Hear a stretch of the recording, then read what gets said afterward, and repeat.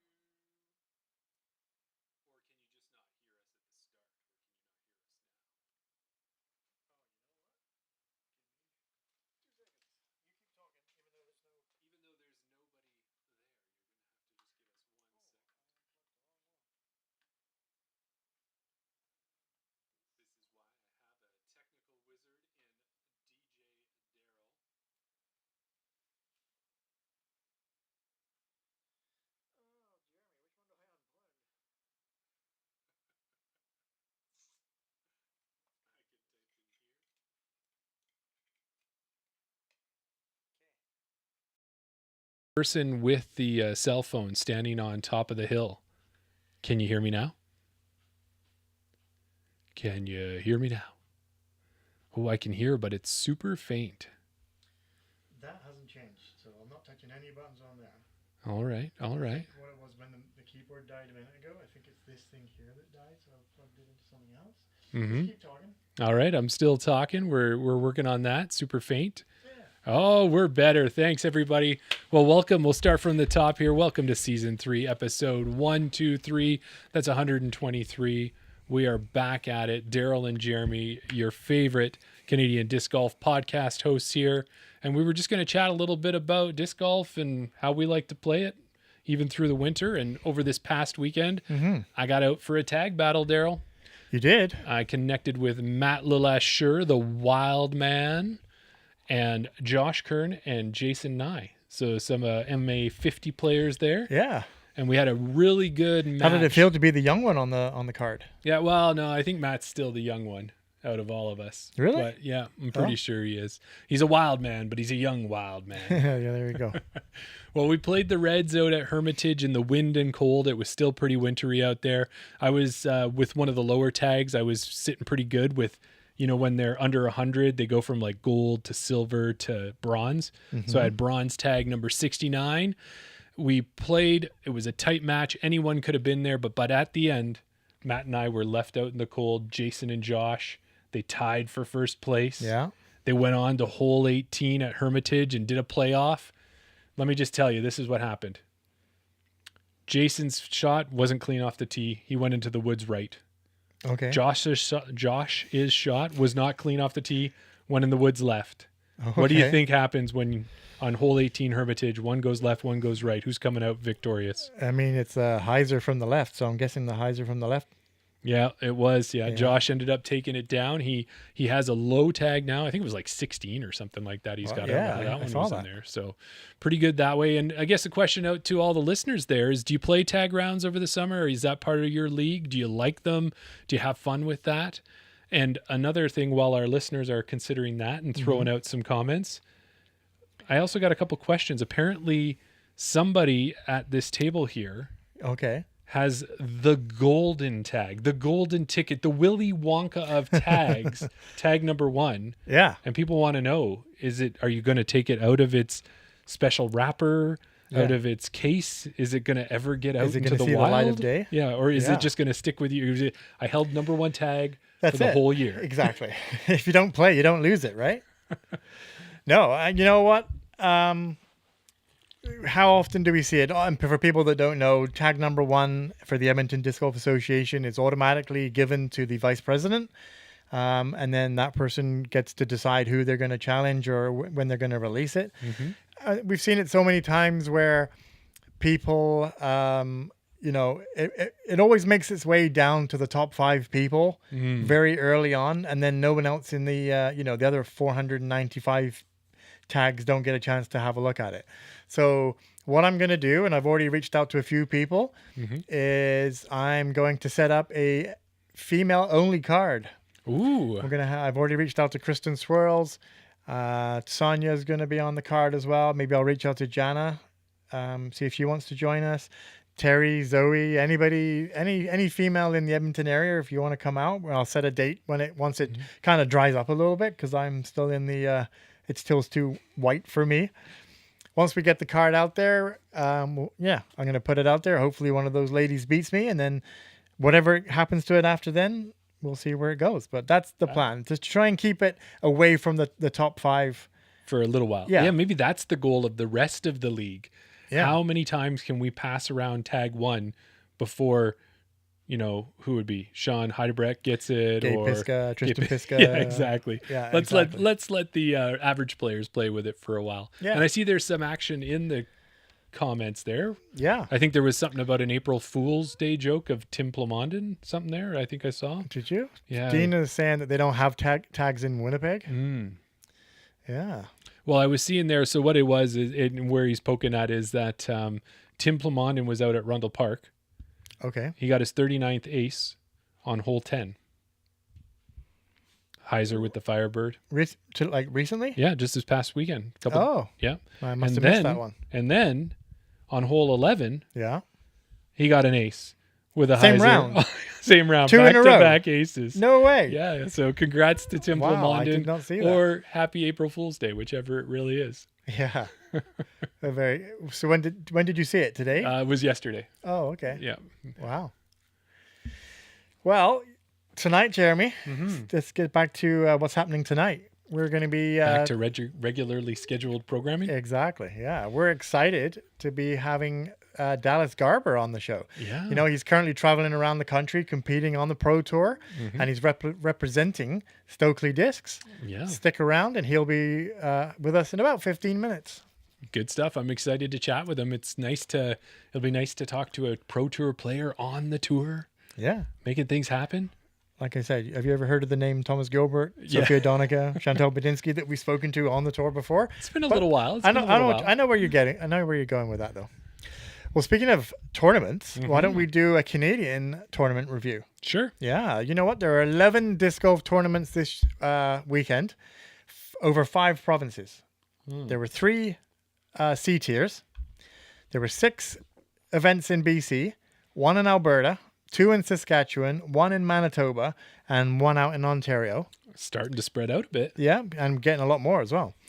Well, let's focus on that Manitoba event. It was the Winter Warm-Up 2026. It was a C tier. It took place in Winnipeg, Manitoba at Le Barrier Park.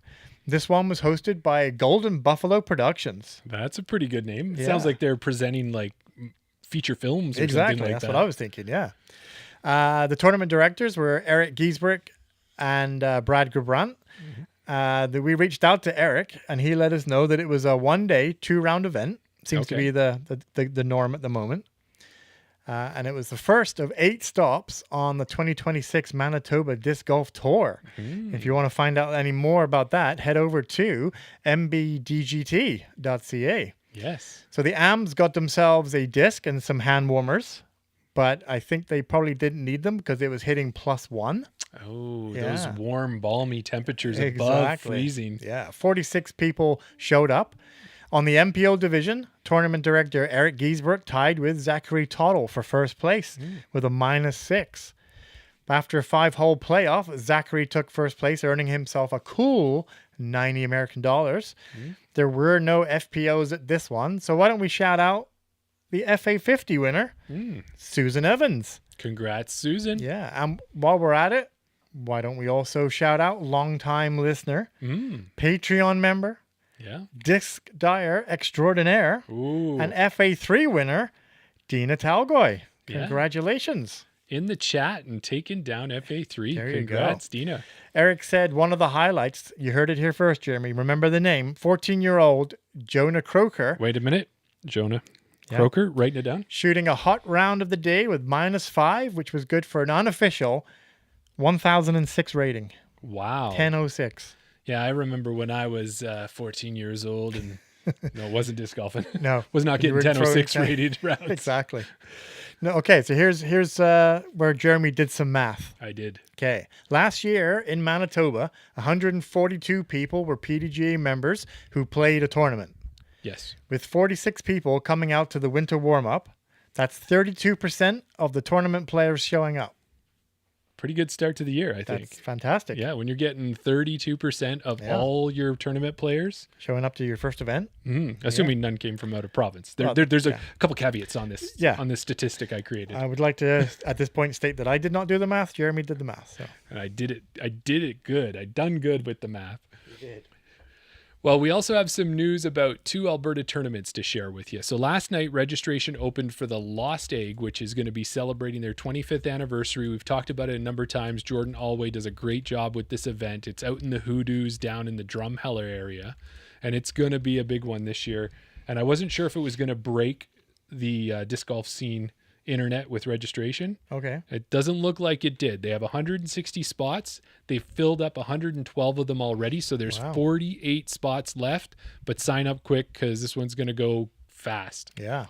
And then also we are just under a month and a half away from Alberta's first A-tier tournament of the year. And that'll be the spring runoff, which takes place in Lethbridge over the May long weekend.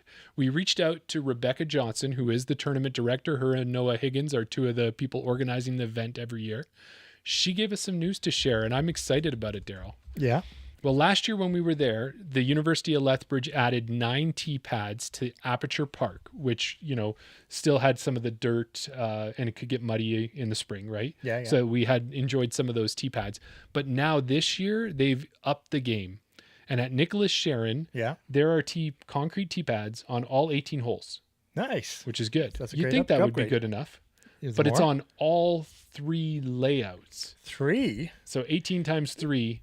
That's how many concrete tee pads they got out there, assuming that there's all separate. There might be some shared ones, but nice. Pretty impressive in my mind. I can't wait to see that. So it's also, there's some other exciting things. It's a women's global event. Yeah. So it's going to have extra playoff players pack items for the women in the event. It's also a Kevin King, it's maybe not his, but organizer, director of Canada, NADGT event. And it's also a part of the Alberta Provincials Tour. Nice. And if that wasn't enough, last year, it paid out $8,500. That made it the 4th highest Canadian tournament for payouts last year. Amazing. Yeah. So there are 120 people registered so far, leaving 100 spots left open. Mm-hmm. Get over to Disc Golf Scene, sign up for Spring Runoff. I'll be down there. I'll see you there. Maybe, Daryl? We'll see. Yeah, we'll see. People have been asking in the chat if we're going to go to Falcons this year. I said that you will be there. I haven't registered yet because registration is not open. That's a tough one. You got to be able to get in. Even as a sponsor, you still have to be fast. So yeah, exactly. Mm-hmm. All right, quick recap of the Queen City Classic that took place at Hornets Nest in Charlotte, North Carolina over the weekend. On the MPO side, Gannon Burr took down the win, took down 10,000 American dollars as well. I think we're going to be saying that for quite a while this year, quite a few times. Gannon took the win. Gannon took down the win. The win. He finished 4 strokes better than Raven Newsom and Evan Smith, both from North Carolina. Okay. They ended up finishing tied for second. Jessica Gerthy took down the FPO win by 1 stroke on the over Owen Scoggins. Owen got within 1 stroke on hole 15. Okay. Yeah, of the final round, but Jessica went and shot for shot with Owen and held on for the win.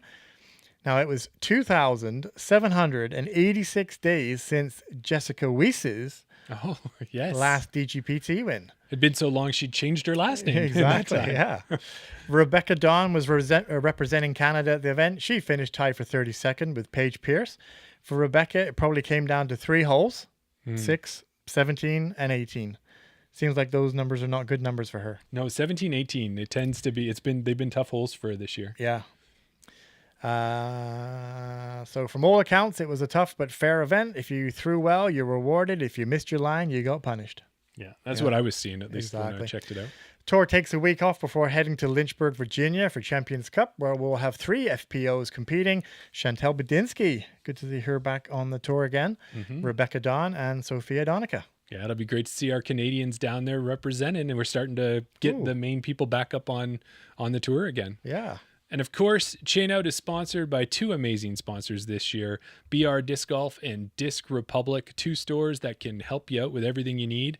You know, when I go to BR Disc Golf and I check out Brendan's site there, I'm always taking a look to see if I can find any gems. And this week I found a gem that's kind of near and dear to my heart, because you know I've been putting with the same putter for the last 2 years. Right.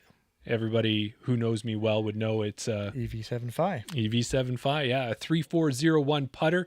And it always seems like if it's not going in for me, it's hitting metal or it's right around there. So I've always been happy with it. Never had a reason to change it out. He's got EV75s on the website, and he's got 3 of the cool stamps, because you can get the plain old EV7 stamp, or you can get awesome stamps like my Birdie Brigade here that I've colored in with some colorful Sharpies. I think that's legal, but I put with that one. You could probably You've modified your disc. do a recall on my scores there. But he's also got the Arachnid stamp and the Ronin stamp, so check that out. And then when we talked to Jason at Disc Republic, you know, last year, another one of my favorite discs was the Fission Trail. Yeah. That thing came out. I've got like 4 Neutron trails. I got 2 Fission trails in the 157, 159 range. Yeah. Well, the Fission trails are back. It's James Conrad's Tour Series disc, as well as the Particle Glow Proton Rhythms and Hexes are out with Jason. Well, they're on pre-order. Okay. So you can grab them there. And then the Discraft Tour Series discs, they're all up. And get those too. So between BR Disc Golf and Disc Republic, we got you covered. And be sure to use the code CHAINOUT at checkout. That's a promo code that will support your favorite buddies here. Perfect. Well, last week we were giving away a Chantal Bedinsky Fractal F7. We managed to get a hold of Elizabeth DeVries. She's going to be picking it up in person when she visits next month. Next month. She's up first. It'd be good to see her there and get her disc to her. Yeah. And our next giveaway is now live on Instagram. Head over there to win this Eagle McMahon. That's not an easy name to say. No. Eagle McMahon Cloudbreaker and a Can Disc sticker as well. Head over there. All the instructions are on the post. It's pinned to our socials. Fantastic. After the episode, Jeremy? What's after the episode, Daryl? You know what to do. After the episode, be sure to head over to Patreon and get the free link to join us for Around the Basket, where we chat even more disc golf. This week, we're going to be chatting about the Queen City Classic, tag matches, whether people play them or not, 9-hole disc golf courses. You a fan or not? I am. Well, one of my home courses. Yeah, there you go. We get much more interactive with the chat, and you also get a help to direct the conversation as well. Yeah, and that wraps the top of show. How we doing green room wise? Do we have a guest we can get to? We got a guest waiting. He's finished his apple. He's good. Okay, good. Apple a day. Yeah. Keeps the disc golf Straight? bogeys away. I don't know. I don't know. Something like that. Yeah. All right, well, let's get to it. So tonight's guest is a 1021 rated disc golf pro tour player who was so motivated to get on tour that he graduated high school early. While many of us are just getting our first tournaments done this year, just kind of getting around to them, he already has played 10 events and has his first MPO A-tier win of the year under his belt. Join us in welcoming Dallas Garber to the podcast.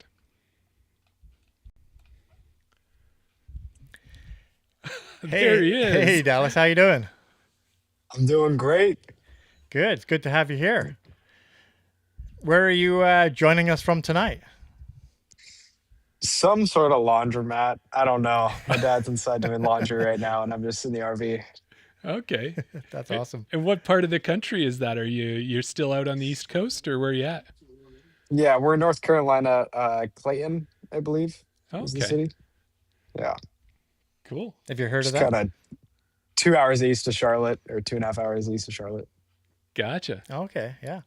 So, I don't know my American geography that great. How far away is that from Oregon? Yeah. How far? Very far away. It's probably around 34-hour drive is my guess. 34. Oh, okay. Well, okay. We're talking like Vancouver to Ontario kind of thing. Okay, fair enough. How long has it been since you were last back home then?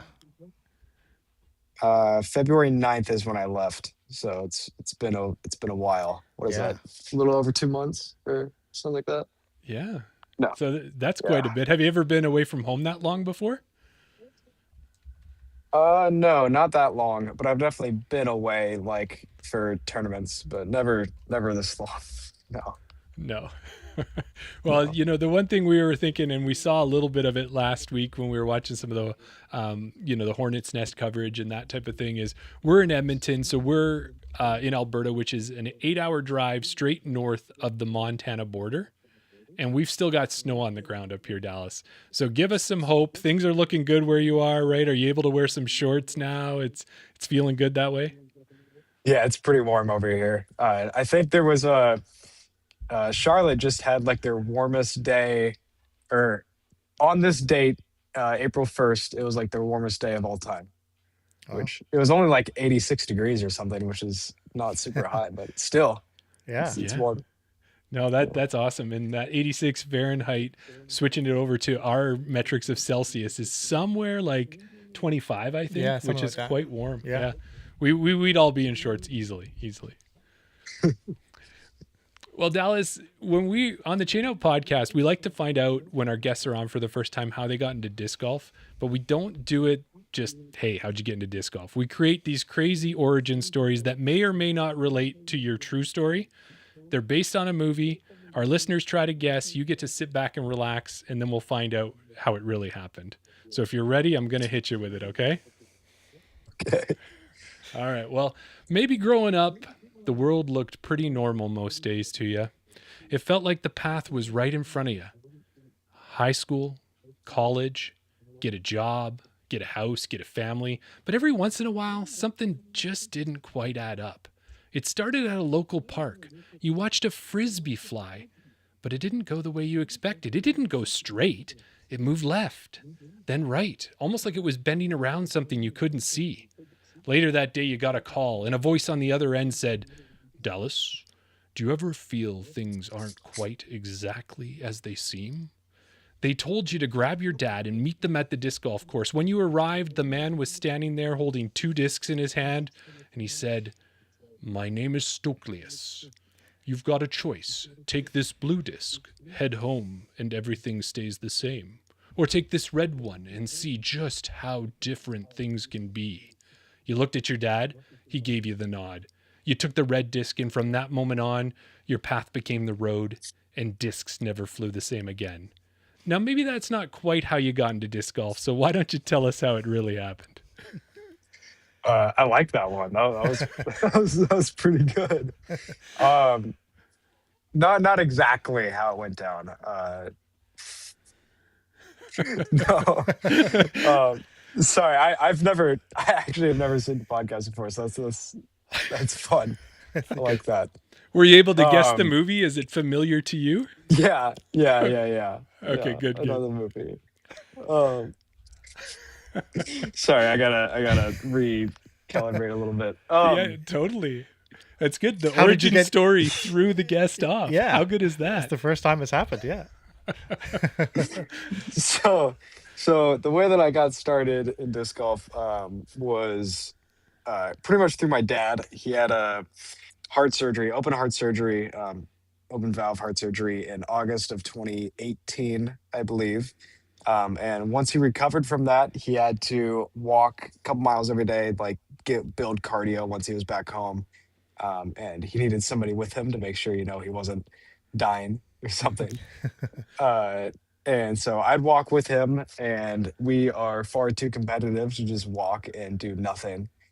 So it was usually Pokemon Go. That was kind of initially what it was. Okay. Walking and doing Pokemon Go. That was kind of like during that whole craze. Yeah. But at a certain point, my uncle, his brother-in-law, gave us a gazelle, banshee, and a rhino. And we just kind of started playing. Our first course we ever played was Blue Lake, if you guys know that area. We've heard of it. 2014 Worlds final round. Paul and Ricky battle. It's a cool spot. But that was the first course we ever played because we just looked up like disc golf courses in the area. It was the highest rated. It's like 10 minutes from our place. And yeah, that's what we ended up doing. We would drive over to a course and we'd play, and that was kind of how he built his cardio, and it was kind of fun to do something fun with my dad, and it really kicked off once COVID hit and school shut down. I was on a travel baseball team that shut down, basketball shut down, so I had nothing to do. And neither did my dad really. He works remotely, so it wasn't like he had to go into an office really. Right. And so we played for 257 days in a row was our record. It was like you had to play 9 holes minimum. There's a 9-hole course 5 minutes away from us, so usually it was that or Blue Lake. And during like the middle of that streak, there was a big ice storm that came through our town, and it was like, we're we're like, can't let the streak over. It's like, nearly freezing temperatures. There's like trees falling next to us. I think during that round on hole 9, a branch like would have killed us. 100% of it hit us. It landed like 20 feet to the left. We're like, last hole, we got to get it in. So we ran through. Probably shot terrible, but we sprinted. We probably played that 9 holes in like 20 minutes, 15 minutes, but we kept the streak alive. That's dedication. And it was. There was a lot of times where we didn't want to do it, but we didn't want to stop the streak. Yeah. I don't know if he played all 257 days. He might have skipped a few, but I know I played it through. And the streak ended because I had a three header in baseball. And so it was like first game started at like 8:30, last game at like 7. It's like we're not playing around there that day. So then it kind of evened out, and it was normal after that, like 5 to 6 days a week or so. Yeah, normal. 5 to 6. So there's usually one day off during the week. Yeah. That's awesome. We've talked about wishing that we had got into disc golf at a younger age as well, but looking back on it, we wouldn't know whether it would have resonated enough with us back then to whether we wanted to take it up or not. But it's good to hear how you got into it. Do you remember playing, like, was there other sports that you were playing at the time? Like, did something else have to take a backseat to disc golf once you kind of went down that route with your dad? Yeah, so I love sports. I've always been into sports. My entire family has been. So I was big into baseball. I played baseball for, I don't know, 12 years or so, 11 years, whatever it was. But once I started getting good at disc golf, I had to kind of make the decision to stop playing baseball and kind of focus on that. And it was like, I like not having to worry about the rest of my team. I always enjoyed more of an individual thing. Like in baseball, I love to pitch because I had control of the game. Like I could decide if our team won or not. If I if I pitch a no-hitter or something, we'll probably win because we're going to score 1 run or something. So it felt nice to have control. In basketball, I also love basketball. I always enjoyed being the point guard, the guy with the ball in his hand, kind of making the decisions and helping the team. So I always enjoyed, kind of deciding the outcome by myself. Yeah. So like disc golf, I kind of loved and had to stop playing the other sports. I was named after, I don't know if you guys watch American football at all, but I was named after the Dallas Cowboys. Okay. Yeah. But I am not big enough to play football. So never actually played football, but I love watching it. Yeah. I'd say I stopped playing other sports freshman year of high school is when I decided to stop with the other stuff. Wow, and that makes sense. If you're playing basketball, you probably had a little bit of height to you, and then if you were a pitcher, you can see some of the transition. It seems like a lot of baseball players will have the forehand just figured out right from the start because there's some similar mechanics to both actions. But yeah. Now, Dallas, when you were talking at the beginning there, you had said you got that Gazelle, you got the Rhino from your uncle. So those were some of those first discs that you and your dad had, and I'm guessing you had to share them. But do you remember what the first disc was that was yours where you're like, my name's going on the back, my number's going on the back, this is my disc? Do you remember that one? Yeah, the first disc I ever bought, some random store, like I never went to it again. I don't even know how we found this store. But I bought a 146 gram or 147 gram Starlight Sidewinder. That was the first disc I ever bought. Right. And it was overstable. It was overstable. I was going to say it was at 147 grams and a Sidewinder, and then you having a baseball background. I'm thinking that thing would have just been a corkscrew when you threw it. For me at the time, I was overstable. Well, I didn't like. I think when I very first started playing, I didn't throw forehand. That was kind of my go-to for like first year or two. But like the first couple months, it was probably all backhand, and so the sidewinder actually faded a lot. I remember, and it was kind of funny looking back on it. Like that thing would be so unthrowable. And my dad, he was one of the people where like he looks at the speed of the disc and he thinks that's how far it goes. Right. So he bought a Keen. That was his first. I don't even think I know So that one. What's the numbers on it? it's a 14 speed from West Side. A King. Yeah. Okay. Okay. Gotcha. Yeah. Yeah. Yeah. And could he throw it, or did it just straight hyzer? No, no, he couldn't throw 150 it. foot hyzers. Yeah. Yeah, he's like, it's supposed to be a 14 speed. Why is it? Why are you throwing your 7 speed further or whatever? Sidewinder's 10 speed. I don't know. Yeah. Either way, it was less than 14. That's for sure. Yeah. That's awesome. Awesome. Well, when you started playing disc golf, as you were younger, were there a lot of other juniors playing in the area, or was it just kind of yourself out there on the course and a bunch of adults? There was nobody my age or close to my age in my area. I can think of one other junior in Oregon that played. There was a few in Washington, but like in total, I knew maybe 4 people my age who played and were like decent. Like Mhm. there were probably some other juniors who were just kind of having fun with it, but they didn't weren't really trying to get better or anything or practicing.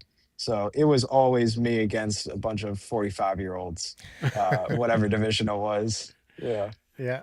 So as you did that and you started playing against 45-plus-year-olds like us guys here, how long did it take before you were beating them? And was that a motivation, or would they get angry at you, or how did that go over?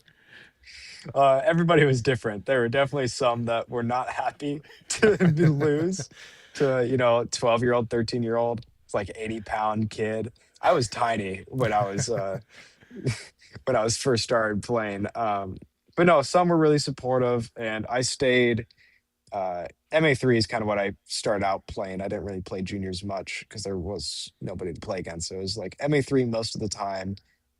And a lot of the people I first played with in that division ended up being like really close friends of mine who I still talk to today and like chat with occasionally. Like every tournament, I'll give them the rundown of like the event and maybe who I think is going to win on the MPO side and how I think I'm going to do or what holes, whatever. We'll just talk about it. And it's like I've been playing with those guys since I very first started. Right. Yeah, yeah. Yeah, that's awesome. Well, you said you didn't play juniors that much, and there weren't that many juniors around you. But in 2021, you headed over to Junior Worlds in Emporia, and you competed in the MJ15 division against 72 other players, including we got names like Luke Taylor, Carter Aarons was there as well. What was that experience like? Yeah, I was hoping maybe you guys would forget about the whole Junior Worlds thing. Gosh, I went 3 years, I believe, but man, I try to block those years out of my mind. That was like, dude, Junior Worlds was such a like stressful event for me every single year. First off, it was really weird to be playing with other people my age and see that many juniors. I mean, there must Yeah. have been a couple hundred kids under 18 that were playing, and I'm like, man, these guys are really, really good. Like if I saw like a 950 rated 35-year-old with a 9 to 5 or something, I'm not like super impressed by it. But if like when I see a 16-year-old who's 940 back then, it's like, my God, he's going somewhere. That kid's Yeah. gonna be on the tour, and that's where I need to be. I don't remember what I was rated on my first Junior Worlds visit. I was probably around 910 or something. Uh, but yeah, it was a completely new world, and I played awful, I believe, if that's Well, correct. we Uh, didn't really write down how you finished or anything. We just kind of looked at it and went, you probably didn't have many juniors to play against, Yeah. and then you're thrown into a big pool with 72 and like guys like Luke Taylor. I was like, that's got to be just Something a that we can culture only shock. dream of. Yeah. Exactly. Yeah. Yeah, I was when they do like the skills challenges for juniors, like the putting and distance and all that. I remember I was on Luke Taylor's card for the putting. I didn't know who he was at all, but I just knew he was, I believe, the highest rated player in the event. And I'm like, oh, this is kind of cool. He's 3 years older than me or something. Right. And I remember him being really good, of course. Like he either won or like took one of the top spots in putting. I got demolished by him. But it was really cool to see a young guy who was so good, and it's like that's what I'm trying to be, or maybe work up to. And like there's so many more steps that I have to climb to get to there. It was still a cool experience, of course, but all three junior worlds were really rough for me. Kind of mentally, I think it was really difficult for me to play with other juniors. I just wasn't used to it. Right. It's Did a you different feel, environment. yeah, like for being that tough experience in that, do you think that it helped you grow your mental game and get some extra mental strength? Because sometimes you have to suffer adversity to kind of develop and to grow. I would like to say it did. I don't actually think that I got much better. My mental game, for people who know me and have like played with me, it's always been one of, not like the biggest struggles of mine. Mm. And I'd say this year is probably the best I've been with it. I'm still pretty bad. Uh, but no, I don't think I got much better after Junior Worlds. I do know that after every single Junior Worlds event, I played really good for the next like 2 or 3 months. Okay. And I remember being really annoyed at myself because I'm like, why couldn't I just do this when it was like important? And I'm doing it at this random C tier now. Like, what the heck is wrong with you? Uh, Well, so yeah. well, that's cool that way. And I guess you really were done with those junior worlds because after those three, you jumped right up to pro worlds and you got to play probably one of the tougher ones there'd been in a while because that was 2024 in Lynchburg, Virginia at the New London Tech and Ivy Hills courses. And I remember like seeing the video of people getting nasty rollaways and that. So how did you feel about jumping up that next step and playing pro worlds? It weirdly a lot more comfortable. Okay. It felt so much more comfortable in Junior Worlds. I don't understand it. Like, I'm not saying I was comfortable. It's a lot of stress and pressure, and it's like so many people there, and I'm seeing all these big names. But I felt so much more relaxed playing with. I think my first card. We had a young card actually. I should mention this. My first card at Worlds was Evan Smith, Andrew Miranda, and oh my God, there was another like 18-year-old or so, and I forgot his name. But Evan Smith was like 21 at the time, and he was the oldest by like 3 years, Okay. Wow. which He was yeah, like I an thought old was man on the pretty card, wild. right? Yeah, it was A like a veteran. 16-year-old, 18-year-old, 18-year-old, and then 21. And it's crazy for like randomly drawn card. Uh, those courses are awesome. I can't believe it's been that long, 2 years. Yeah. Ivy Hill is one of my favorite courses I've ever played, actually. Okay. Right. And New London is up there as well. Those two properties are so amazing. And it was really fun to be at Worlds. I didn't play good. I didn't cash, of course. It didn't make the cut, but it was really, really fun. A lot of people came out. My retail sponsor, Hank Destruction, they came out. Two other friends came out, and my mom. I think my dad was back home actually. And yeah, it's just an absolute blast playing those courses and seeing all the people and spectating and stuff. But I knew that I still wasn't like there yet. I wasn't one of the Right. top guys, and I'm still not right now. But I'm still climbing the ladder a little bit, and that was just kind of another step towards that. Yeah. Yeah, for sure. You mentioned about those players that you actually got to play on a card with. If you think back to those early days when you started playing, where were you getting, like, were you watching disc golf coverage? Were you watching it on like YouTube, like on Jomez? Did you have, were you watching it on the Pro Tour Network? Like, were you watching it as well as just playing it in your local courses? Yeah, disc golf was everything when we first started. The whole COVID boom. I was watching Jomez every single day. It seemed Yeah. like, if not Jomez, I was watching some sort of tutorial or like foundation thing, or Yeah. like, yeah, I completely like self-taught myself through YouTube videos and Jomez and just trying to recreate form when I was out on the course. Yeah. I didn't start watching live coverage until probably around 2023 or 24. Right. And now I don't watch Jomez at all. I don't like waiting post produced. Right. Yeah. And that's funny because I'm just post produced. That's what I like to watch.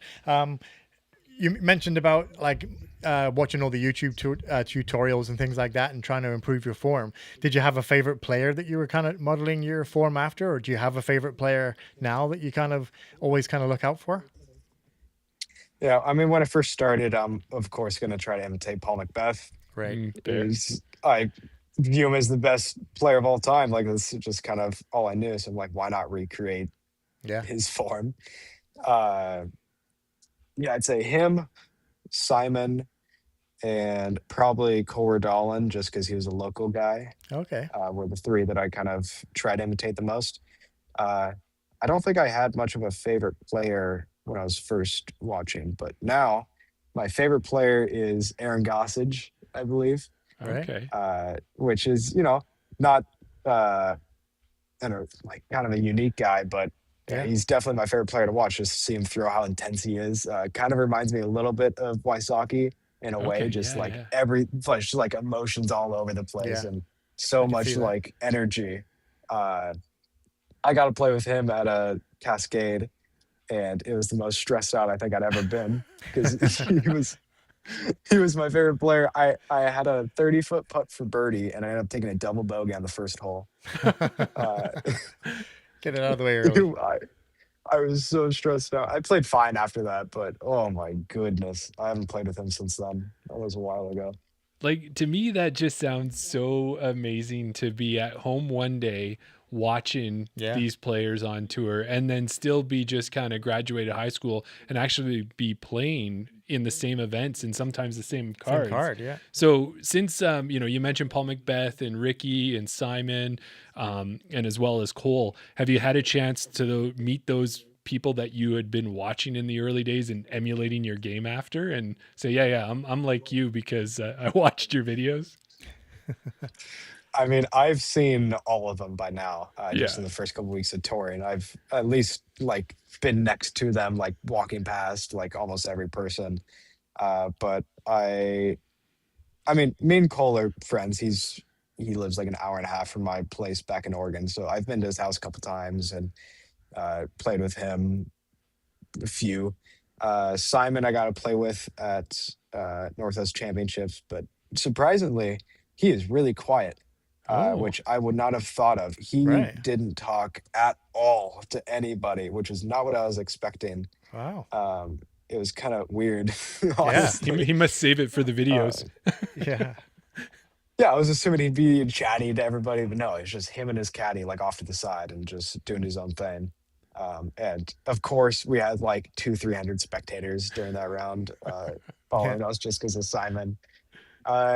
And I can't think of any like huge names that I played with this year. Well, I played with some big names, but not people that I was like watching early on, like no Paul or no. Oh my God, I'm just forgetting. I played with Gannon Burr Yeah. at Supreme Flight when he shot his 1100 rated round.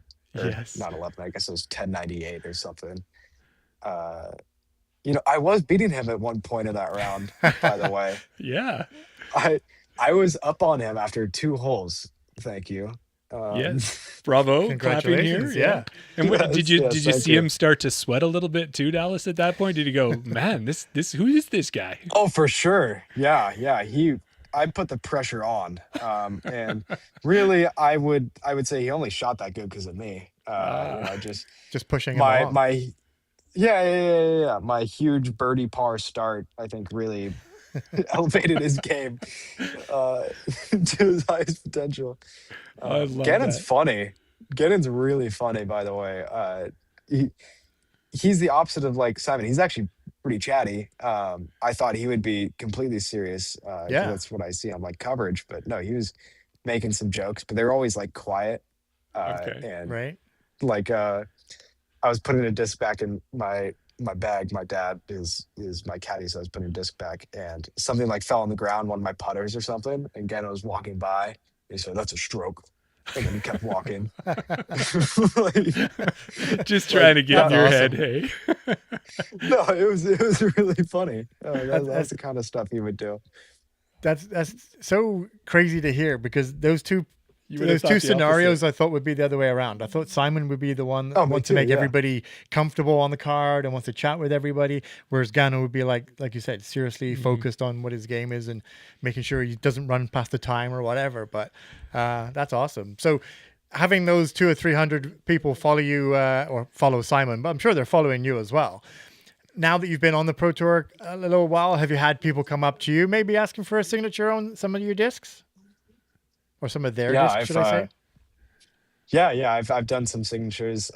When I was done with my final round at Supreme Flight, there's like the booth kind of by 18 where people sign discs, and Yeah. I didn't really want to. I'm like, I don't think I really belong in there. That's for Macbeth and Burr and all those guys. But Stokely came up to me. He's like, you gotta go over there. People want to sign your disc. I promise you. I go, nobody wants to.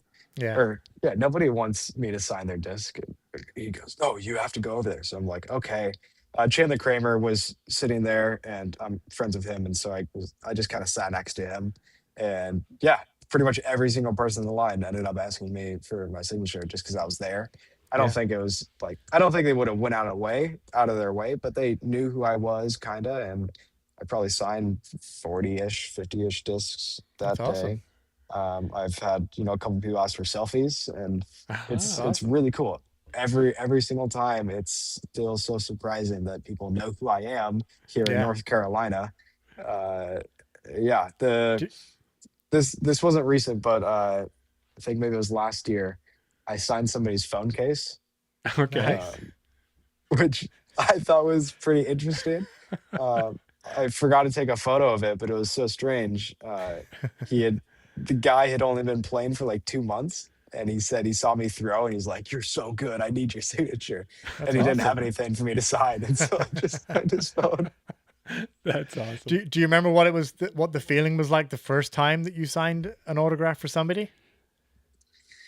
Ooh, I do not remember. There was probably some local dude when I was like 830 rated who's like, "You're gonna be something, man," and I probably signed his disc. So I don't remember the first time. Gotcha. But I do remember my first ever tour event was the Portland Open. I don't remember what year, maybe 2023. And there were like 3 kids, maybe 7 to 10 years old, who asked for my signature. And that was the first one that I remember being like really, really cool. Right. Awesome. Just they probably had no idea who I was. I assume the dad like told him to give me the sign, but it was still really cool, and it made me feel Don't underestimate kind of special. Yeah, that's awesome. Yeah. And then with that too, so signing discs and stuff, you got to have a good signature. Do you feel you've got yours locked and loaded now, or are you still kind of working on it? Does it need some practice?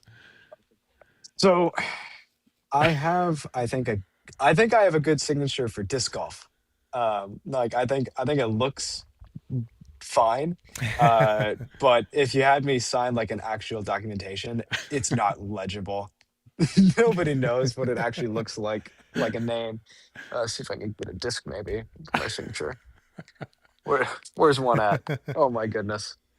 As soon as I need a signature, I can't find one. Now those are all worn out. I was gonna say now when you find one, what we'll be able to do is we'll know it's the real deal. So if somebody tries to sell us a Dallas Garber signed disc, we're gonna get the view right now to know what it looks like. Look at this. We get a signature on the podcast. A live signature. Yeah. Here we go. Live signing. This disc. This isn't signed actually yet. Oh, got that in the back. Oh, that's awesome. Should I sign front? No, I'll do the back. I'll do the back.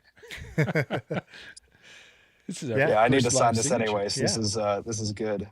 Yeah, you got to have some keep that practice up. Identifiable mark, right? I think is what you got to have. That's what they say. Ooh, that's what I got. That's looking good. Nope. Yeah. That looks like for us it's like a Connor McDavid, Wayne Gretzky type signature. That's looking sweet. Yeah. But it's like if you didn't know what my name was and you looked at this, I don't think you can read Dallas Garber there. And it's funny. I always say that when people, sign so many, discs or pucks or whatever it might be. They go through, the signature gets, like you say, it gets faster and faster and faster. Hockey players do it, and now I notice that disc golfers do it as well. Is that just in case you can't figure out who it is, I'm just going to write my number next to it as well. So maybe you don't know it says Dallas Garber, but you know the number, the disc golf number, you can match it up with. Yeah, that's it for sure. Yeah, well, if you go back to the reason kind of why you started disc golf, we know that you kind of finished high school a bit early. Was that always part of your plan, was to finish early and participate, or was it just the motivation of disc golf? Is that what motivated you to get into it? I never had the thought of graduating early. That was never on my mind until this year. Like, I don't even think got brought up, actually. It was always graduate high school, and then we'll figure it out after that. Like, maybe take a gap year. But yeah, I'd always been focused on school. I graduated with a 4.0 GPA, and just like good job making sure that I can still go to college, and that is fully open, because sports is so unpredictable. Anything can happen. I think I forgot the question. It wasn't always part of your plan to finish high school early. Yeah. No. That was just this year. Yeah. Well, not only do you finish early, so you get finished early, you decide you're going on tour. You and Dad go out and get the, if I remember right, the Eddie Bauer RV is what you guys are rocking in. How has that been, the two of you guys traveling the country in this beast of a machine? Has it been good? Beast of a machine. I don't know. It's bigger than my car, so I guess. Yeah. It's been really comfortable, actually. Yeah. I way more comfortable than I thought it would be. I've been sleeping really well. It's nice to have everything, on the course, because occasionally I'll forget something back home or in the hotel, and it's like, oh shoot, we can't go back and get it. But it's like, if I forget something at home, just walk over to the car and grab it. So I like having everything here. I'm fine with a tiny space like this. I don't really feel like I live super large with like my space. I don't really need a ton of space. Like, I just kind of need my bed and the other amenities, but it doesn't have to be vast or anything. So it's been really nice. I haven't driven it yet. I really want to, but we just kind of haven't had we either haven't had the time, or we haven't been in the right spot for my first time driving it. Like, kind of want to get into a parking lot and stuff. I got my license in September, so it's not like I'm been driving super long. I'd say I'm probably an okay driver normally with like a normal car, but I don't know how to drive an RV yet. That's fair. So I just haven't gotten around to it. See, Dallas, that's now you're getting why I said the beast of a machine, because I feel the same way as you. I think the biggest thing I've driven is a minivan. So when I saw like as in your Instagram video, when the pan goes from the front to the back, I go, yeah, that's way too big. I don't know how I would ever drive that. But this guy over here, you've driven way bigger things than that, have you? Or? I've driven lots of different big vehicles, yes, in my military career. Yeah. Speaking of your dad, we just saw a glimpse of him then, and you kind of brought him up as well. We know whenever you take on any new challenges, it's always good to have a good support system, and it sounds like your dad is right there with you. How is he enjoying the tour side of it so far? Hard to read him sometimes, but I think he likes it. He's there for you. It can be, yeah. I mean, I think it can be really stressful for him. I am such a emotional player kind of on the course, and so like he's there for every practice round, every tournament round, and I think at times it can be a lot for him. But he's said he really loves being out here. He loves seeing the new spots and places and new courses and meeting all the people. He's a big talker. So like being at these new courses and seeing new people, he loves to talk to all of them. And occasionally there would be some fans, and his name's Chad. And so I gave him like a little nickname, Chit Chad. So just chit chatting all over. That's awesome. Well, Yeah. Dallas, you can tell him that he's getting famous too, because I saw his big putt and I saw his big reaction to his big putt too. So Yeah. that was awesome. I have a lot of those videos on my phone, like that type. I've like there will be one every couple months or something, but anytime that he has like a 50 to 60 footer and I have to record it just in case. Because it is the same reaction every time. Honestly, that was a tame reaction. Oh, Like that was a dialed down. that was pretty tame. It wasn't the highest one. The one that I can think of that was best. He We're playing around at Blue Lake, and he made back-to-back C2s, like 40 footers or something. And he was shooting a really good round. He was like uh, 3 over or something, and his record was like 4 over. And we're getting on to hole 15, and he has like a 60 footer for par. And I'm like, oh my God, if he makes these, he's gonna go ballistic. So I get behind the basket and start recording.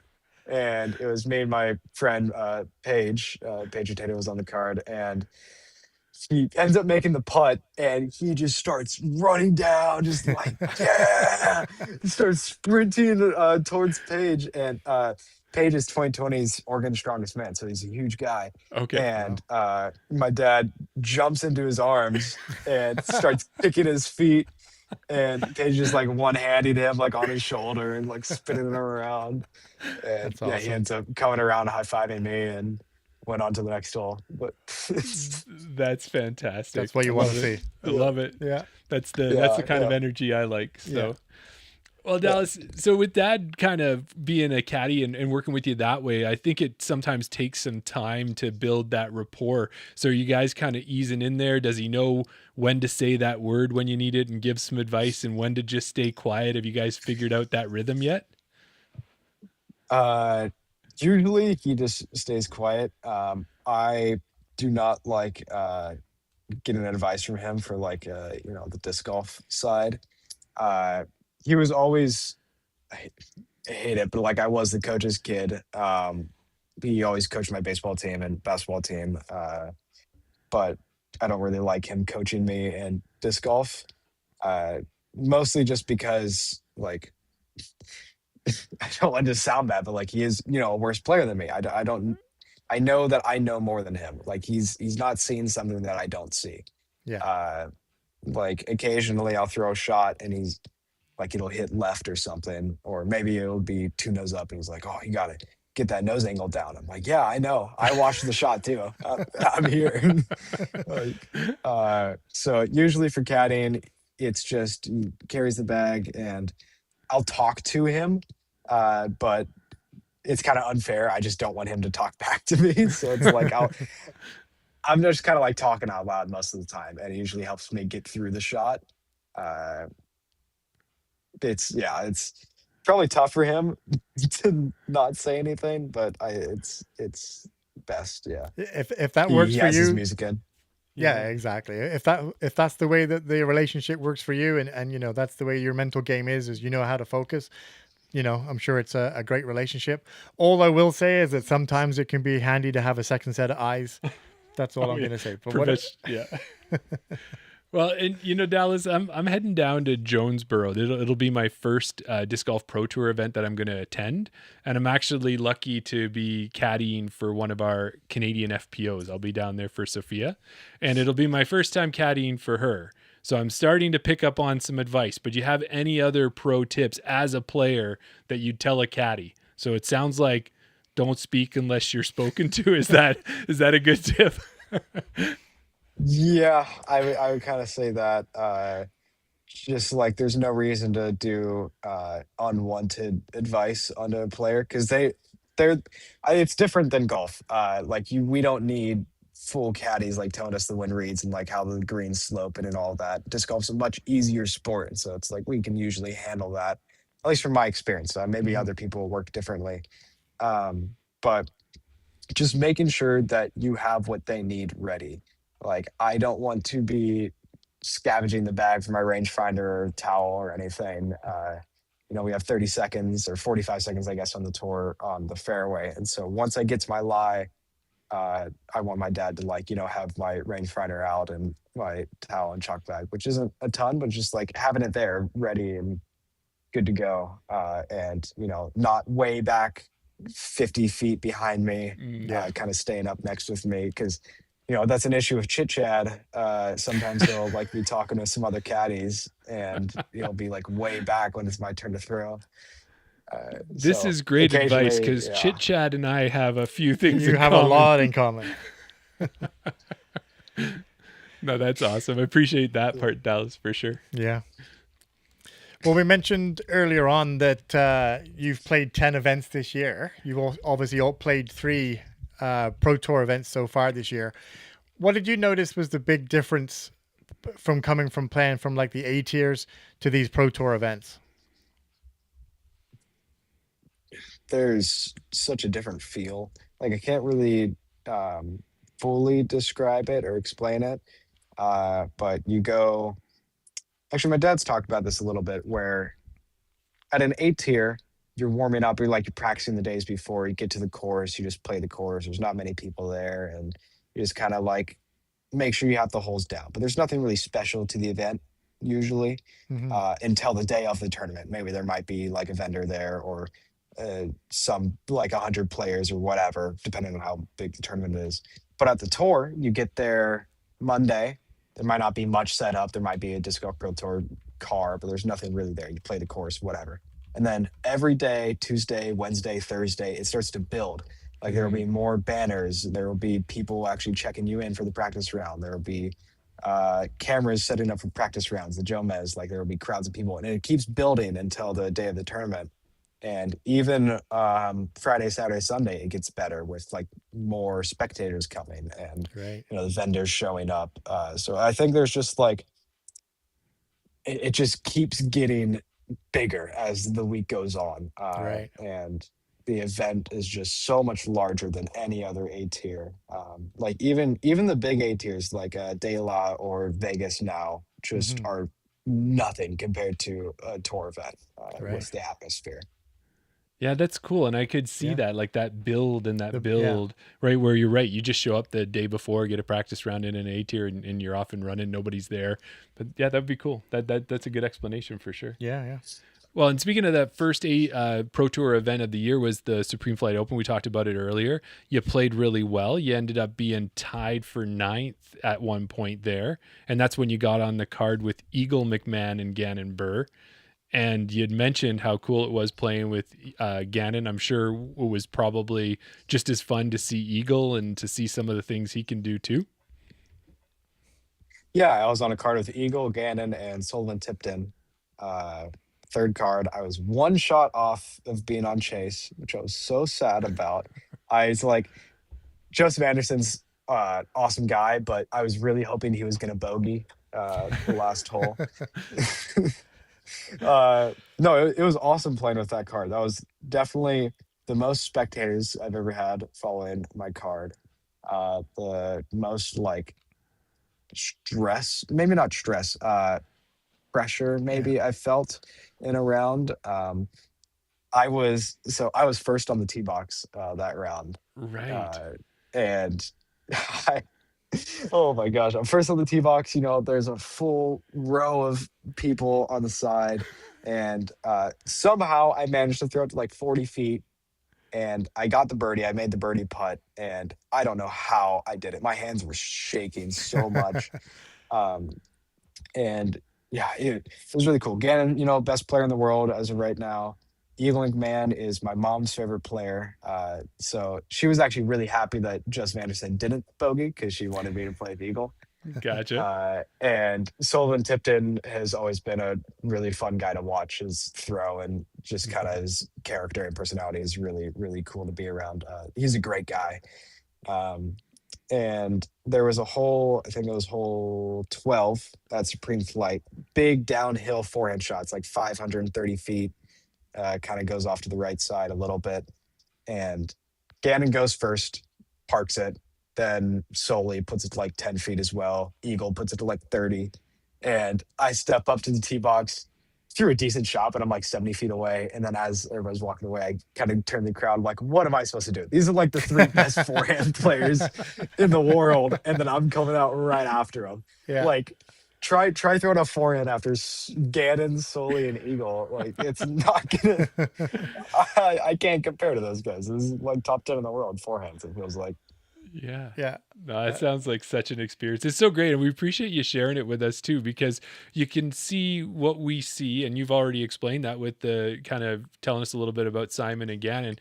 You see what you see from the camera side of it, but to hear it from your perspective and what it's like being part of it is really, really cool. Yeah. Yeah. Yeah. Well, you mentioned, you had a good round playing with the Eagle, playing with Gannon. You ended up finishing 15th at the Supreme Flight Open, cashing in that event.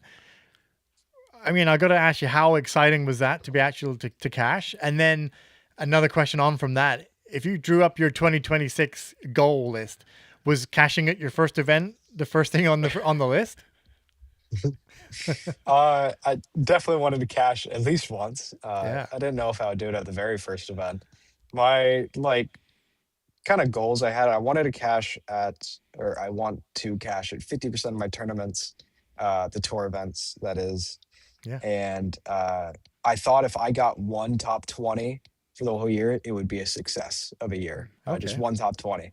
And got that first week, and it was crazy. Stokely, before the tour started, he said he wanted me to play really bad for the first couple events because it's a better story. He's like, you better not come out and win your first event, because he didn't want me to have high expectations. Yeah. So yeah, I definitely played really, really well at Supreme Flight, and it definitely gave me a little bit of high expectations, because it felt super disappointed to miss cash the next two. But so happy that I was able to play like that. And that final round with Gannon and them, I actually didn't shoot amazing. I think I shot like 10-25. It's just kind of a normal round.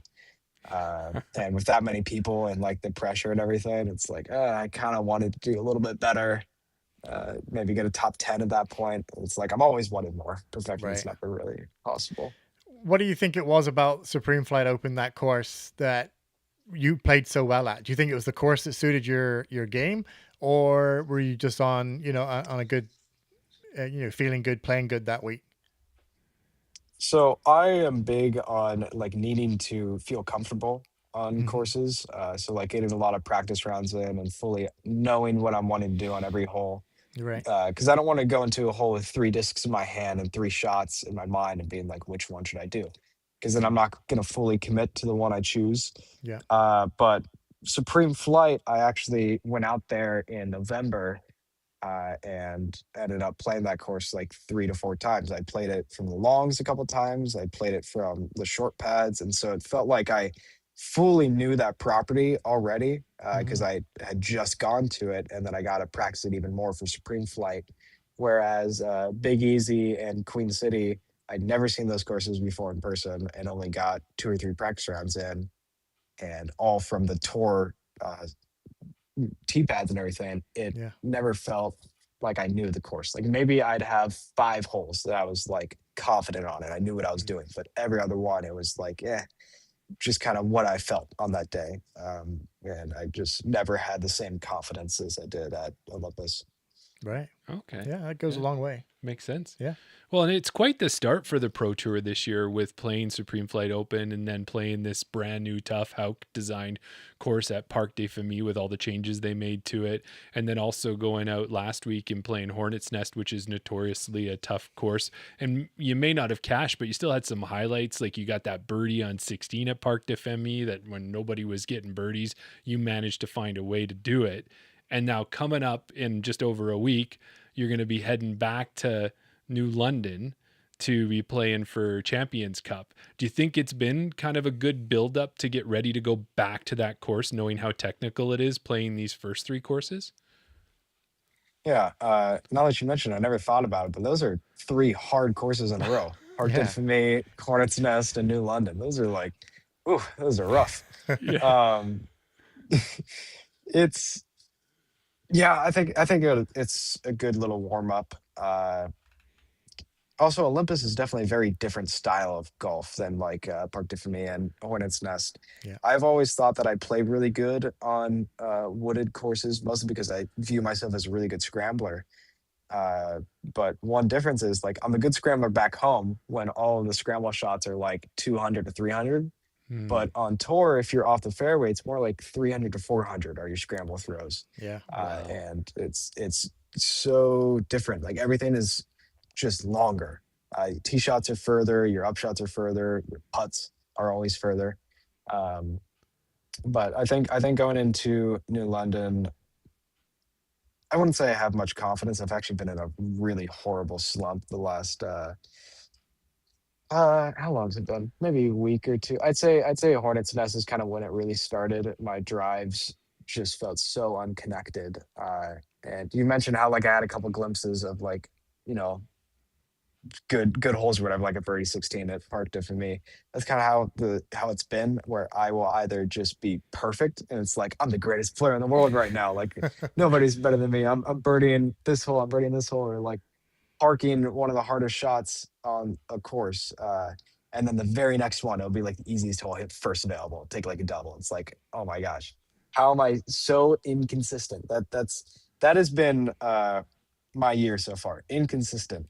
Uh, Supreme Flight was the only event that like I felt good throughout.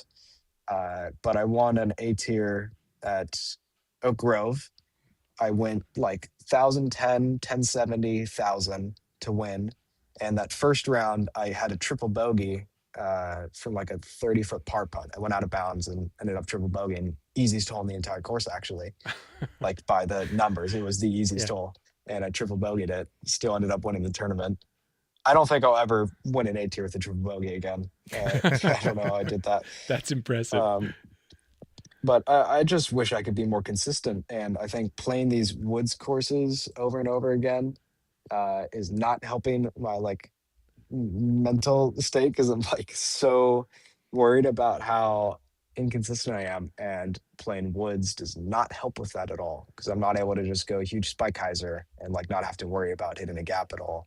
Mhm. So every hole is stressful, and I just feel like I'm not able to be relaxed on these courses, and especially on the tour. There's OB everywhere, trees everywhere. It's like you can't lose focus, and you can't throw a single bad shot, pretty much. Right. Yeah. Well, Well- I was just going to say one thing, Dallas. I don't know if you believe in this or not, but for me, I'm like a good vibes, good karma, all that type of thing. And what I'm seeing tonight is like, you just seem like a great player, a great person, and everything else. So the fans that you're going to pick up from Canada who are listening and watching to this podcast tonight, you're going to have so many extra good vibes with you when you head into Champions Cup. You're going to be, you're not a Canadian, but you're going to have the Canadian vibes supporting you. So that'll be good. Yeah. I was just gonna say, you know, it's hard to not be getting down on yourself when, you know, you want to hit these lines and you're finding it hard on the course. But to me, that just shows how much you care. Yeah. The fact that you want to, you want to better your game. You want to, you want to hit those lines. You want to be consistent. Always, you're not taking anything for granted, and you're always striving for that perfection. So I think that's definitely a great outlook and a great, approach to the game. So yeah. And don't get us wrong. We're not giving advice. No, we're not giving advice. We're just making observations. You do you. You mentioned him a little bit earlier, and we've had him on the podcast. You mentioned one of your sponsors is Stokely Discs. Do you want to tell us a little bit about how you met Scott, how that came about, and how you ended up joining Team Stokely? Yeah, I actually love the story of how I met Scott. And how Perfect. that ended up coming. So I first met Scott in person. I'd seen him on videos and whatnot, but I first met him in a tournament at SeaTac in Washington, or I guess it was Lakeview, whatever. I met him in a tournament in Washington. He had just gotten done with his round, and I came up to him to ask for his signature. I'd never seen the guy before, and I would have been 13 at the time, I think, maybe 14. Wow. I'm probably 5'1" at the tallest. And he's 6'7", huge guy, and I took a photo next to him. Just like massive difference in height. He signed my Berg, and the Berg he signed actually ended up being my first ace disc, Nice. which is fun. Familiar. And he had taken second place in his division, which was MP40, or MP50, whichever one he was playing. And he gave me his trophy and signed it. That's And so awesome. I'm like, I'm the youngest person ever to have an MP50 trophy. And then later that year, I thought it would be pretty cool to dress up as Scott Stokely for Halloween.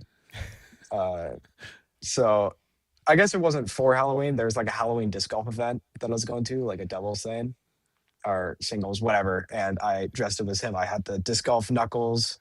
Yeah. My mom did like the Sharpie drawing, and I had a blue hair wig for his previous hairdo. Yeah. And ended up sending that or posting that video or photo or video or whatever it was on a Facebook. And I think I sent it to him, and he loved it so much. Loved it, loved it, loved it. There's like 3 podcasts he was on, and he like rambled on about how amazing it was that he was a Halloween costume. And I think it was maybe he ended up like kind of talking to me occasionally, but then it was like a year or 2 later, he reached out to me about the whole Stokely thing, and how he really wanted me to be a part of the team, and especially wanted me to be the first member. Um, and yeah, it just kind of worked out from there. And he's, so kind, so helpful. I'm able to. I love being a part of like a smaller team. It's me, Connor O'Reilly, and Deputy as of right now, and Mm-hmm.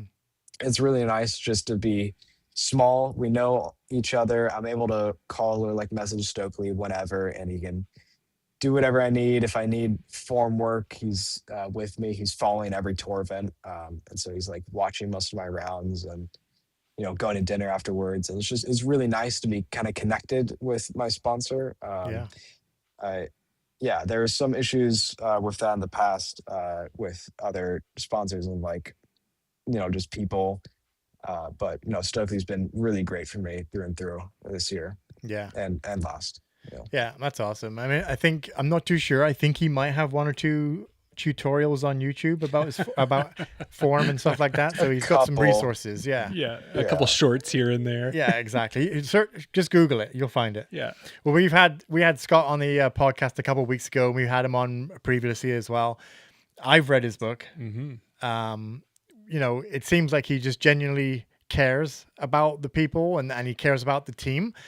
He just wants to see you all succeed, and he really wants to promote Stokely Discs as well. Yeah, it feels that way, and it sounds like maybe you're experiencing it that way too, which is good. That it's not just a one-sided thought that way. Yeah, it's good to see that, like you said, if he's there if you need him. Yeah. Yeah. Well, Don't get on his bad side. Oh no, I kind of get that idea too. Did you get that reading the book? Maybe don't get on his bad side. Well, yeah, there's been some dark areas of his life. I'll say that. Yeah. Well, and it's cool to see, like you said, you've got you and Connor and Anne, and just with the way you guys post your social media, like you get to see that you're spending time together. You're trying to get together maybe on a weekly basis and that type of thing. Because I've heard some pros say that when they're part of a team, they're like, it's disc golf. Sure, I'm on a team, but I'm out there playing for myself, and they have more of that attitude. But it does look, at least from the outside, that Scott is trying to make more of a team Stokely where you guys do feel connected and you do feel supported and you can support each other. Is it starting to come across that way? Is that what you guys are building? It definitely is that way. It really, like, we have our own, group chat or whatever. And I've played with Connor 2 times now. Like on the tour, we got carded. First round at Supreme Flight, and then actually this last round at Hornets, I was on his card. And it's great to really enjoy being around the people on my team. First off, like Ann and Connor are awesome. Like I think they're great picks from Stokely, and it does feel like a team. Like everybody's connected, everybody likes each other. At least I think they like me. Yeah, I think he's picked a good little squad, and I think it's going to grow at some point, and it's probably going to be some other really great people. Yeah. Yeah. Good. Seems like he's building a great team and everybody on it. deserves to be there. Yeah, that's good to hear. And we know that we have a guy up here in Canada who's kind of working with Scott too, Carver Whitford, and he's not quite on at the Pro Tour level, but he's still competing pretty highly up here. And another great member, even if it's a member from afar. So that's cool. Yeah. But Dallas, it kind of gets us towards the end of the interview. And usually at this, I like to teach Daryl. I do a lot of the outlines for the show, so I like to do some research in that. So I'm thinking with your first year on the tour, I'm thinking Dallas and Chad might want to see some sights as they're going around the USA. So I did a little research, Daryl. Okay. Where, you know, maybe some peace and quiet between the rounds. Yeah. So if they're in Lynchburg and they want to head downtown, they're going to see a famous landmark on the James River. It's a place where you can see birds. You can go fishing. There's calm pools of water. There's also rushing waters. So you can kind of get a little bit of everything. Yeah. This place is a 1.5 mile natural area. Lovely. With an old railroad on it. Yeah. And you know what it's called? I have no idea. The name of it. It's called Percival Island. Oh. So speaking of islands. Yeah. Island discs. Picture this. You've taken a relaxing cruise, however the ship goes down. You manage to swim to an island, and fortunately for you, there's an 18-hole disc golf course. Which 3 discs are you taking with you on the island? He has a way of getting us. He likes to flow, make the outline just flow right along. Just keep us going. Exactly. Right? Yeah. It's that point in the show, our Desert Island disc segment. You're on this fictitious cruise. It goes down. You happen to grab for 3 discs. You swim to this island. Which 3 discs are you taking with you? Yeah. This is a big time question. Really smooth transition, by the way. I didn't notice it. Seamless. Yes. I would be taking. What can I just, do anything with? My Wren, my Lumen, and a Destroyer. Those would be my 3. Okay. Yeah, do you have a particular type of plastic? For all 3? Yeah. Or it would be just my normal Strato Wren, my putting Wren. I feel like I can throw that really well too. I think I can do some damage. Am I having to hunt my own food here? Do I need a Destroyer that can we've had so many different answers where people are trying to use them in a utility type of way. We've had the ones that you can turn upside down and use as plates. We've had the Missilin, which is like the sharpest driver there is for weapons. You know what? It's entirely your scenario here. So I do like that thought though. So, the Destroyer could destroy some things if he needed to. Well, it could. Yeah. Okay, so I think the Wren would be really good for a plate. First off, just putter. I think that'd be good. Yeah. I think the Lumen, if I need to go, if I need to catch a bird or something, I'm very accurate with it. I think if I see some flock of birds flying up, I could probably hunt one down. Clip one, maybe if there's a squirrel kind of by the tree, I think I could pinpoint it, from 200 or something. That's good. And then I think the Destroyer, if I need some big game, maybe there's a deer somewhere. Yeah. I think maybe one full power, maybe 70-mile-an-hour Destroyer could possibly take him down. And I think these are perfect selections by me. Oof. Yeah. I think, if you do say so yourself. Yeah. I like these multi-purpose answers. Yeah, that's right. It's amazing. Okay, so here's the extra part that follows on from this. If you could take one course to the island, and this can be a course that you've played, or it can be a course that's on your bucket list, which course would you take there to just play with those 3 discs after you wipe them off of all the blood and the food and everything else? Okay, I was gonna ask, am I wanting to choose a course with a bunch of deer I've seen, get more? Yeah, am I using it for food resources or just enjoyment to play? Entirely up to you. This portable drinking water or something.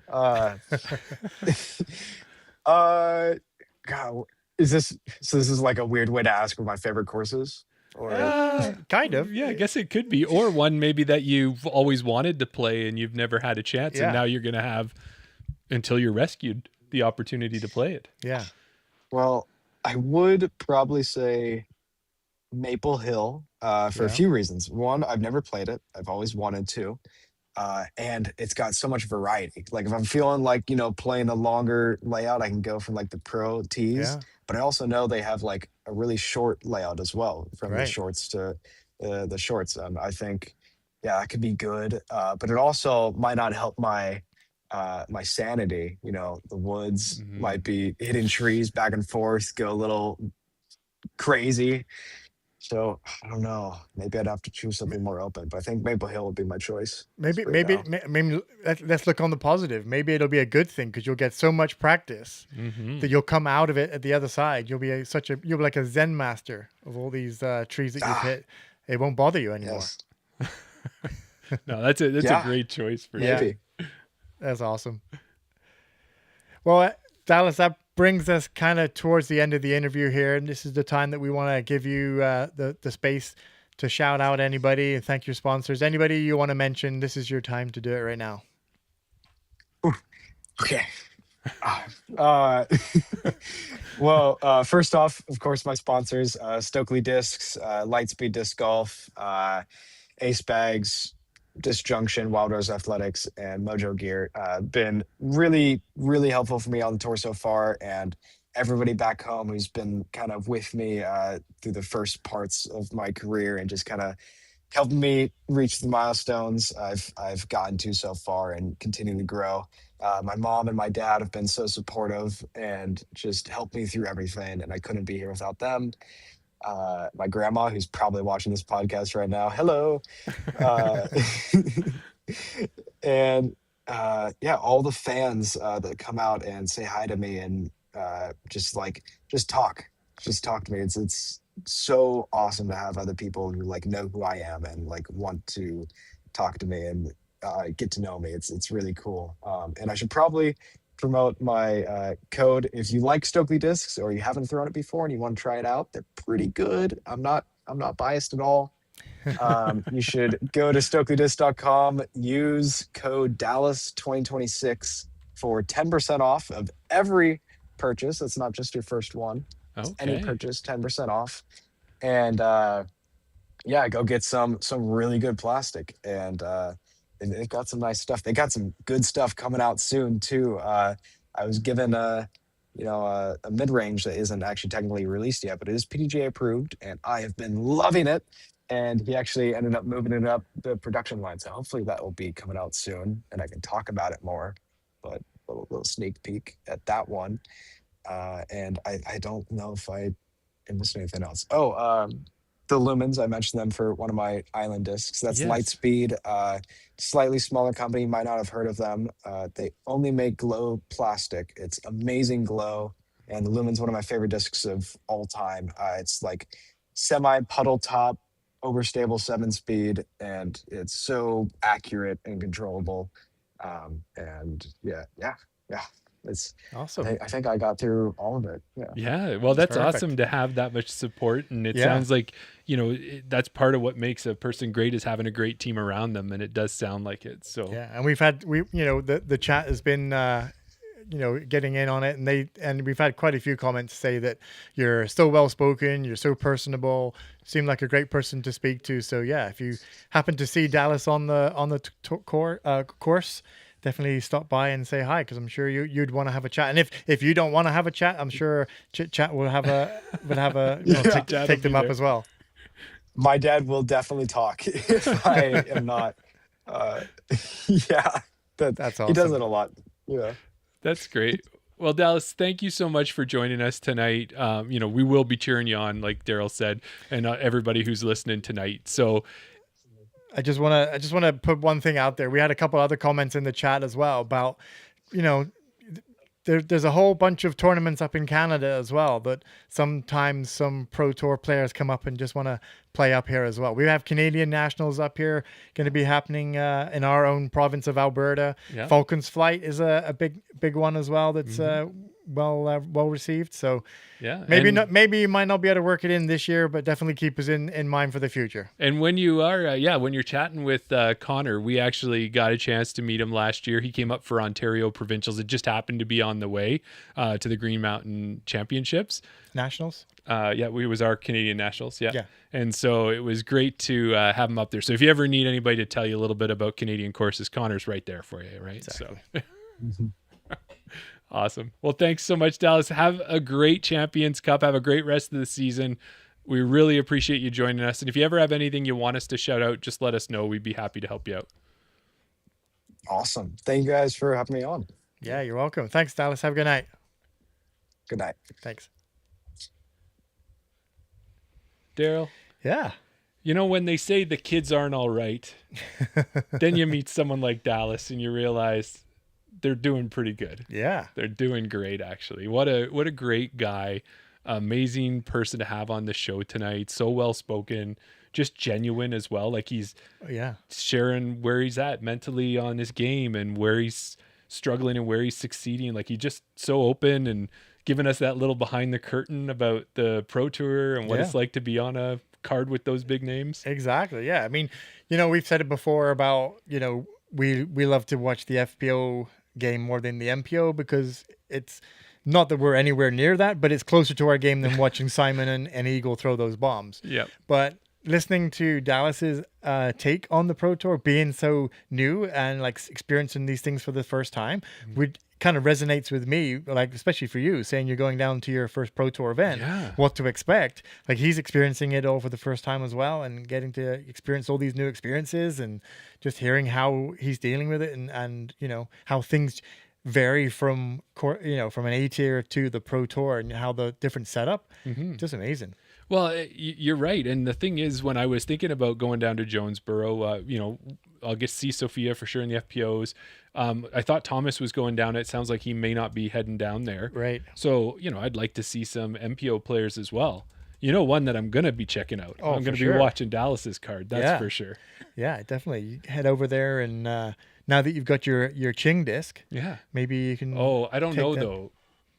If you put me and Chit Chad in the same area, Dallas might be like, dude, you're not following this round. You cannot follow this round. Exactly. No, that's awesome. Well, and I think too, it looked like as well from the chat and everything that people were really feeling what we were feeling about that conversation too. Yeah, absolutely. It's always good to have the chat be on board and like really enjoy our guests, and we really enjoyed it. And I put it in the chat already. Start thinking of a secret word. Oh yes, secret word. You got anything that chit chat. That's got it. And I think that's a pretty good paying some homage there too. Yeah, exactly. I like chit chat. Lumen could be a good one, because that's not a. Ren was in there too, right? So I don't know. He kind of looked at me a little side eye there when I said the beast of a machine, but I didn't realize I haven't really driven anything bigger than a minivan.